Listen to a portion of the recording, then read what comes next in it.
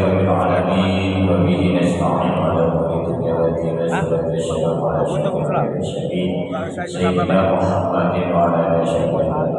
Bapak sekalian, pada pagi ini kita akan melanjutkan pembahasan berkaitan dengan sholat Jumat, yang mana pada pagi ini kita akan membahas tentang rukun-rukun khutbah. Qala musannifu rahimahullah, faslun arkanul khutbataini khamsatun hamdulillahi fihima wassalatu ala nabi sallallahu alaihi wasallam fihima wal wasiyatu bittaqwa fihima wa qiraati ayatin minal qur'ani fi ihdahuma wa du'a'u lil mu'minina wal mu'minati fil akhirati. Faslun ay hadza faslun, adapun ini ialah fasal arkanul khutbataini khamsatun, adapun rukun-rukun dua khutbah khamsatun ialah ada 5. Artinya bahwa dua khutbah yang disampaikan oleh seorang khatib itu harus memenuhi 5 rukun. Jika salah satunya tidak terpenuhi, maka khutbahnya tidak sah. Ijmalan artinya secara keseluruhan. Apa saja dari 5 itu? Ahaduha, adapun yang pertama, hamdulillahi fihima ialah memuji Allah, melafalkan lafal hamdalah fihima di dalam kedua khutbah, baik khutbah pertama maupun khutbah kedua. Jadi khutbah itu didahului dengan bacaan hamdalah, yaitu pada khutbah pertama dan juga pada khutbah kedua. Wa istaratu kaunuhu bilafdillahi wa lafdi hamdin. Di kedua khutbah itu disyaratkan ya, bacaan hamdalah itu dengan lafal Allah dan lafal hamdu. Jadi alhamdulillah, tidak boleh yang lain. Dengan demikian maka lafal hamdalah itu di dalam khutbah itu tertentu, yaitu bentuknya tertentu, seperti lafal alhamdulillah atau ahmadullah atau ana hamidun lillahi atau lillahil hamdu. Jadi di dalam melafalkan hamdalah di dalam khutbah itu, baik khutbah pertama atau khutbah itu harus terdiri dari susunan kata alhamdu dan Allah. Jadi alhamdulillah baik dalam lafaz alhamdulillah atau berupa fi'ilnya ahmadullah atau berupa isim dhamir, isim fa'il dan diidhafakan pada lafaz Allah. Wa ana hamidun lillahi. Pada khatib menyampaikan ana hamidun lillah atau lillahil hamdu. Tapi biasanya yang masyhur, yang biasa disampaikan khatib itu biasanya alhamdu adalah ahmadullah. Biasanya yang sering disampaikan di dalam muqaddimah khutbah itu pakai lafal itu. Artinya tidak boleh menggunakan lafal-lafal selain kata hamdalah, alhamdulillah dan kata Allah, meskipun maknanya sepadan dan lain lafal. Contoh apa? Alhamdulillahirrahmani, itu tidak boleh. Kemudian al-khaliq, alhamdulillahkhaliqi, itu juga tidak boleh. Jadi kenapa? Karena sudah tertentu, ditentukan lafal dalam penyampaian hamdalah di dalam muqaddimah khutbah. Tuh. Kenapa kok harus lafal alhamdulillah? Perbedaannya bahwa lafal jalalah ketika dinisbahkan kepada nama-nama Allah yang lain, dan sifat-sifatnya itu memiliki keistimewaan yang sempurna. Jadi lafal jalalah ketika dikaitkan atau dinisbahkan kepada nama-nama Allah Ta'ala dan sifat-sifatnya itu memiliki keistimewaan yang sempurna, lebih sempurna daripada ketika lafal jalalah dinisbahkan kepada sifat-sifat yang sempurna juga. Kenapa? Karena ketika Allah dilafalkan dengan lafal hamdu, dilafalkan dengan lafal, dinisbahkan, digabung dengan lafal Allah, itu lebih utama daripada lafal Allah hamdu dinisbahkan kepada nama-nama Allah yang lain. Contohnya hamdulillahirrahman, alhamdulillahirrahman, itu lebih utama, lebih sempurna keutamaannya, maksudnya itu melafalkan alhamdulillah ketimbang alhamdulillahirrahman. Itu karena itu lafal hamdu di dalam khutbah itu ditentukan. Ini juga menjawab pertanyaan kenapa kalau hamdu itu hamdalah itu selalu harus pakai hamdalah, tidak pakai al-khaliq, pakai al-rahman. Karena lafal jalalah ketika disandingkan dengan lafal hamdu itu memiliki keistimewaan yang kesempurnaan yang sempurna, keistimewaan yang sempurna. Wasaniha, dan ada pun rukun yang kedua as-shalatu ala nabi sallallahu alaihi wasallam fihi, yaitu membaca sholawat atas nabi fihi ma di dalam kedua khutbah.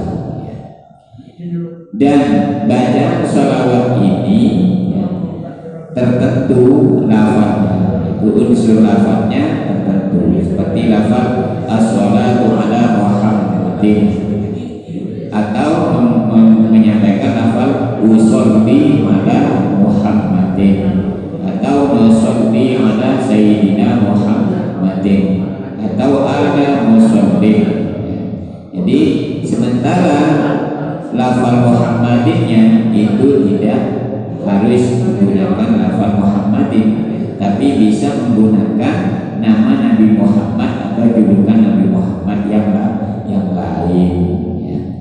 Seperti apa?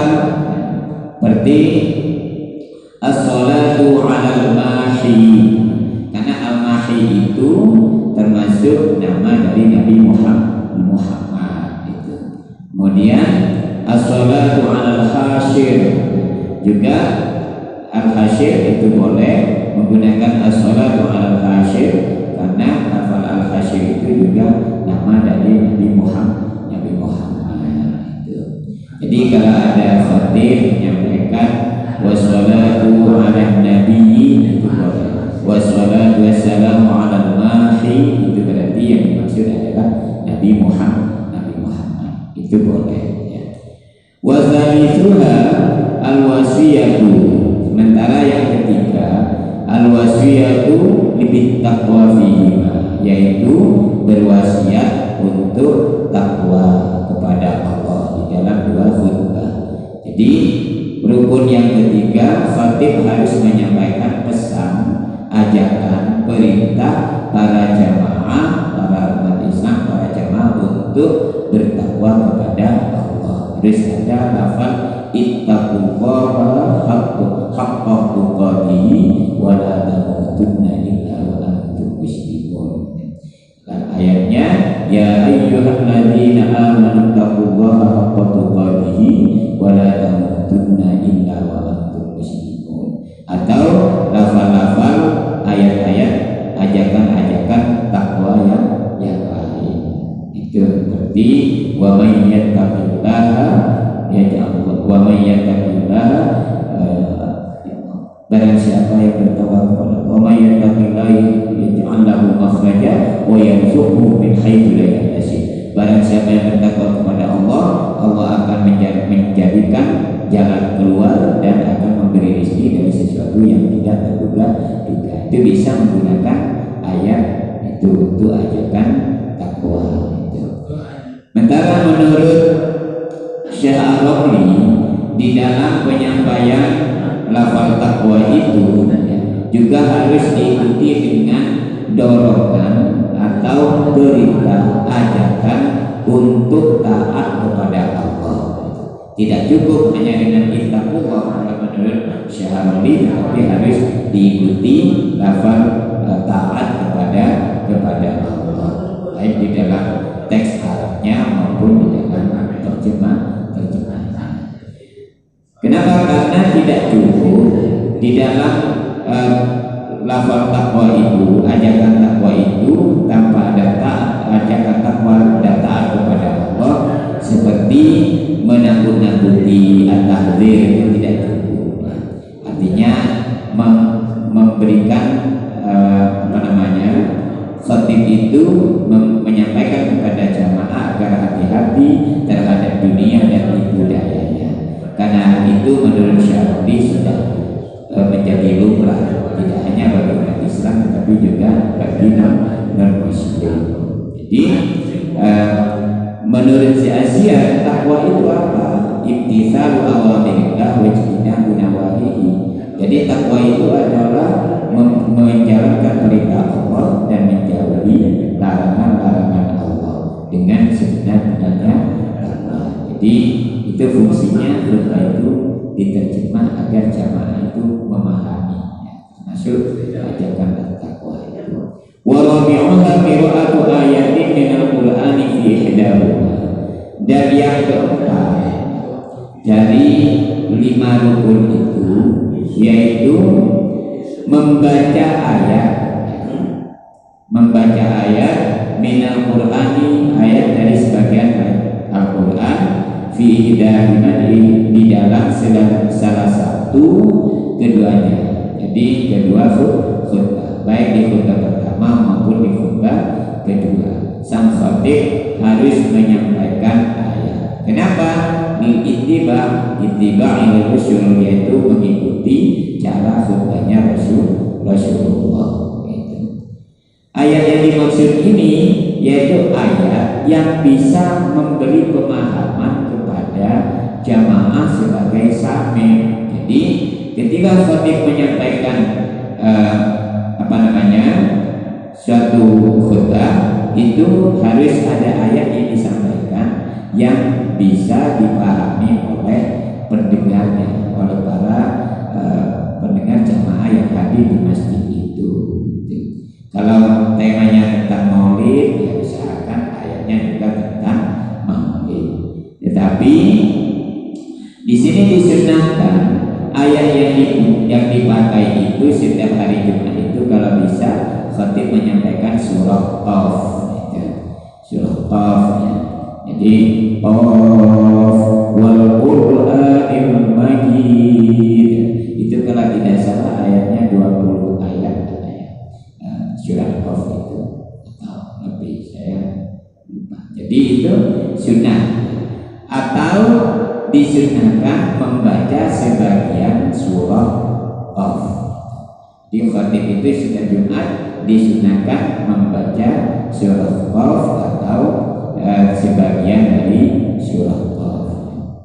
Dan juga khatib itu cukup menyampaikan ayat, sebagian ayat jika ayat itu panjang. Itu boleh dibaca ketika menyampaikan menyampaikan khutbah menggunakan ayat-ayat yang panjang, maka boleh khatib itu menyampaikan setengah dari ayat yang dibacakan, tetapi harus sesuai, ya. Tidak putus-putus, tidak berubah makna dan sebagainya. Itu ya. Kalau khatib membaca beberapa ayat ya, yang mencakup rukun-rukun salat, rukun-rukun khutbah, tetapi tidak mencakup, ayat itu tidak mencakup tentang sholawat atas Nabi, maka itu tidak cukup, ya. Tidak cukup, artinya tidak memenuhi rukun khutbah. Itu di dalam menyampaikan ayat, ya.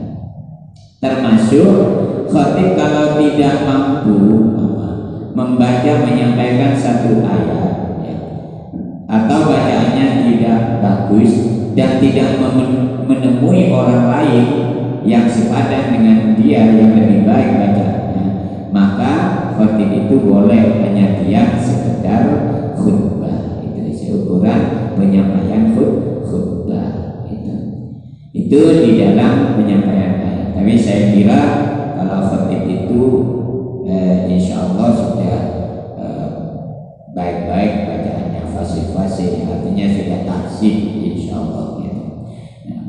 Wa khamisuha, dan adapun yang kelima ad-du'a'u, yaitu khotib menyampaikan doa lil mu'minina wal mu'minati fil akhirati, menyampaikan doa untuk orang-orang mukmin laki-laki dan mukmin perempuan di akhir khutbah ya.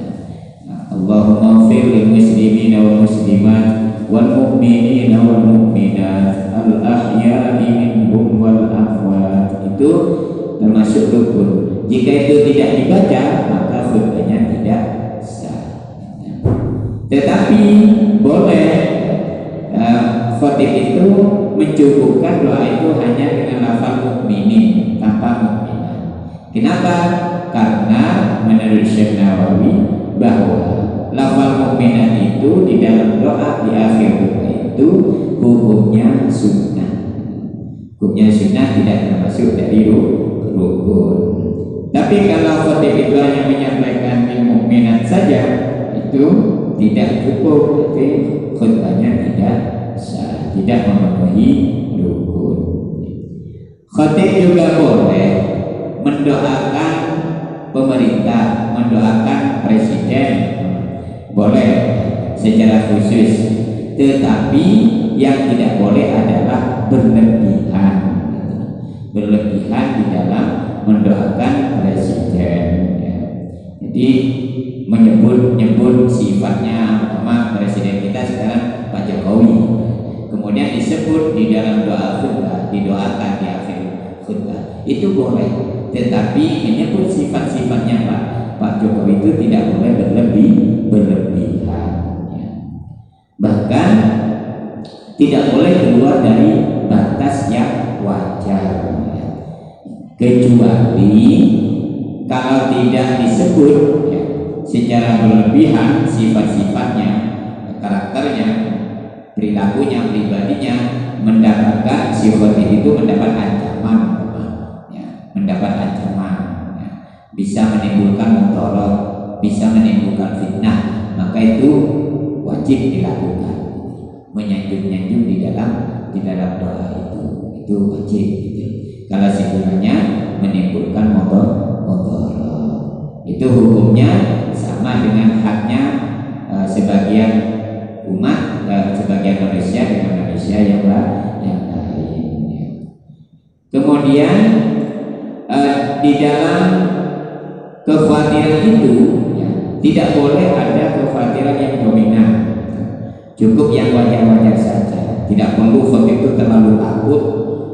Dugaannya nanti saya kalau nggak memuji presiden berlebihan nanti saya bisa dihukum.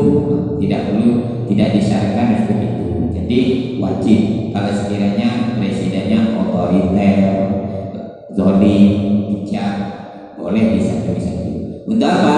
Untuk melunakkan hatinya di dalam doa. Karena kadang ada yang kalau tidak didoakan marah, tapi ada yang didoakan atau tidak biasa-biasa saja. Kemudian mendoakan tokoh muslim, mendoakan pemerintah yang mengurus urusannya umat dengan benar, dengan baik, itu hukumnya sunnah. Jadi kita sebagai khotib itu mendoakan para ulama, mendoakan para pejabat yang nampak kebaikannya, itu hukumnya sunnah. Sedangkan khotib ketika khutbah itu tidak boleh mengangkat kedua tangannya, itu hukumnya makruh. Jadi ketika berdoa kemudian ikut mengangkat tangan, itu hukumnya makruh bagi syarat khotib. Bapak Ibu sekalian, ini yang bisa saya sampaikan pada pagi ini.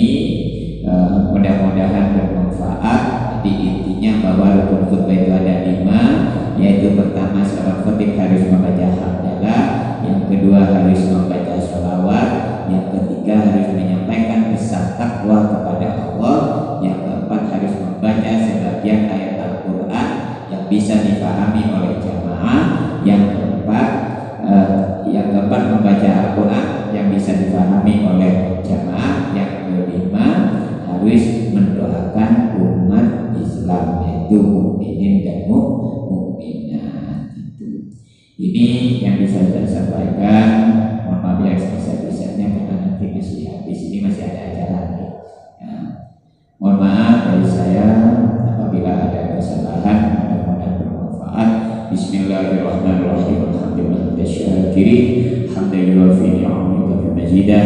Ya Rabbana lakal hamdu kama yanbaghi li jalalika wa 'azimi sultanik. Allahumma shalli ala sayyidina Muhammadin salatan tunjina biha jami'al ahwali wal afat wa tahbilana biha jami'al hajat wa tutahhiruna biha min jami'is sayyi'at wa tarfa'na biha min a'la darajat wa tuballighuna biha aqsal ghayat min jami'il khairat fil hayati wa ba'da mamat. Allahumma la tad'a lana fi majlisina hadha dhanban illa ghafarta wa la 'ayban illa satarta wa la 'ayban illa syafaita wa la dayna illa hajatan min hawaiji dunya wal akhirati illa qadaita ya arhamar rahimin. Rabbana atina fid dunya hasanatan wa fil akhirati hasanatan wa qina adzabannar wa adkhilna jannata ma'a abrari al-ghufari ya arhamar rahimin. Wa sallallahu ala sayyidina Muhammadin nabiyil ummi wa ala alihi wa sallam walhamdulillahi rabbil alamin bi barakatil Fatihah. A'udzu billahi minasyaitonir rajim. Bismillahirrahmanirrahim. Alhamdulillahi rabbil alamin arrahmanir rahim maliki yaumiddin. Iyyaka na'budu wa iyyaka nasta'in ihdinas siratal mustaqim siratal ladzina an'amta 'alaihim ghairil maghdubi 'alaihim waladdallin. Amin. Sekedar pesan dari kami ya, karena saya juga dipesan menyampaikan karena ini kita pada bulan ini adalah bulan perayaan Maulid Nabi. Dimohon bagi masyarakat yang merayakan Maulid Nabi, baik yang arak-arakan atau tidak, agar tidak menyelipkan perayaan yang berlebihan dengan tradisi-tradisi atau media-media agama kepercayaan non-muslim. Mohon untuk tidak dijadikan tradisi seperti ogoh-ogoh dan sebagainya. Saya menyampaikan di sini karena Masjid Baitur Rahim ini termasuk salah satu media yang di tempat informasi masyarakat luas. Jadi mohon kepada masyarakat penyelenggara panitia untuk membatasi perayaan Maulid Nabi agar tidak menggunakan tradisi-tradisi atau simbol-simbol keagamaan